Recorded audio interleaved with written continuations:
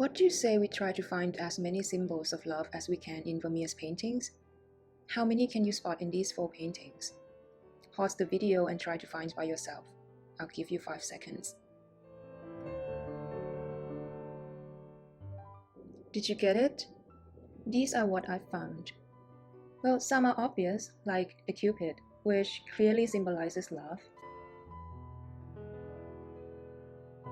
while some are more difficult to interpret, and some even difficult to find, like Cupid on this tile.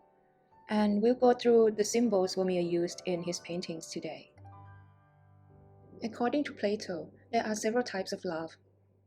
But in this video, we'll focus on romantic love, and we'll go through symbols for some of the other types of love in my upcoming videos of this series. We'll start with the big picture here. Do you see a common theme in these 4 paintings? Yes, it seems music plays a big role here, and that's the first symbol we'll be looking into. So music depicts 2 main things in Vermeer's paintings. First, harmony made by the sound, and second, companionship in times of joy and sorrow. In this painting, The Music Lesson, there is a hidden message on the virginal which translates into music, pleasure's companion, remedy for sorrow. Actually, if we look closely at the mirror, we see clearly that the woman is looking at the man next to her and not at her hands. In the mirror, we see her real intention, that she's producing music for the man, or for love, not for the sake of music itself. The sound of the musical instruments is also a symbol of harmony and concord, both of which are important in love. In 17th century household, women usually play the virginal and men usually play the lute, and therefore the lute represents men and the virginal represents women in most of the paintings that we see. There's actually another reason why the virginal represents women, and that's because the sound of the virginal resembles that of a young girl, and the keys of the virginal are touched by women's hands, just like being caressed. This is one of the 4 Vermeer's paintings that we are analyzing today, and is called Lady Seated at a Virginal. Do you see the string instrument on the bottom left of the painting? That's viola da gamba, and it has 6 strings instead of only 4 strings like we see in the cellos. So why is the viola da gamba here? What role does it contribute to the meaning of the painting? Why is it just sitting there? Well, in this painting, we see that the viola da gamba is leaning against the virginal, and the woman is poised at her virginal, looking at us. The meaning that the painting conveys is that she's waiting for someone to pick up that viola and, in a romantic sense, make music and produce harmony with her. That's a clear symbol of romantic love. The same thing is actually seen in this painting, The Music Lesson. The viola da gamba lies untouched on the floor, and as we have discussed at the beginning of this video, the woman is actually looking at the man, waiting for him to pick up the viola to make music with her, and for the harmony to begin. 2 souls, but 1 sound. In 3 of the 4 paintings that we are discussing today, we see paintings of nature in all of them. We see it here in the Lady Standing at a Virginal, here in the concert, and here in Lady Seated at a Virginal.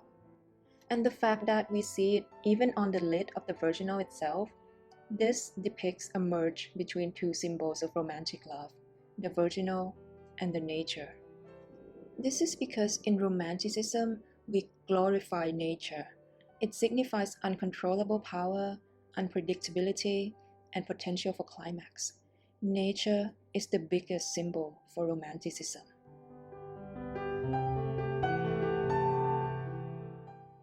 In this painting, Lady Standing at a Virginal, we've already spotted 2 symbols of romantic love, the virginal and 2 paintings of nature. Another symbol is Cupid, who is the son of the goddess of love, Venus. In this painting, we see Cupid's own painting within a painting. Cupid is standing with his arrow, with which he shoots to make people fall in love. He's also holding up 1 card, which represents the concept of faithfulness to only one lover. Perhaps more difficult to see is Cupid on a tile on the lower left of the painting.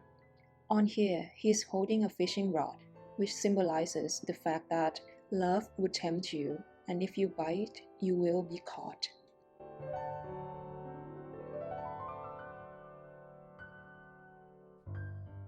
Wine is an aphrodisiac, a term derived from the Greek goddess of love and fertility, Aphrodite. Well, why is there a wine jug here in the music lesson? More importantly, why are there no glasses? The man also seems to be invested in the lesson and in the woman, but I think something about this situation is incomplete. Do you think there's a possibility that they will have a secret rendezvous after the lesson?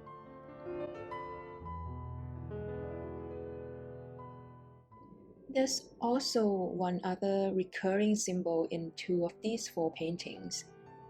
And yes, they are the same painting. What does this painting mean? Why did Vermeer put it in the background? Well, it is a painting of The Procuress, painted in 1622 by a Dutch painter. It symbolizes seductive love and paid love, which are topics for our next two videos. In here, as pertain to romantic love, its goal is to juxtapose between a more erotically charged love and a more genteel kind of love. So there you go, friends. We've covered all the symbols of romantic love in these four paintings in this video. In the next video of this series, I will take you through symbols of seductive love in Vermeer's paintings. So, I'll see you in my next video.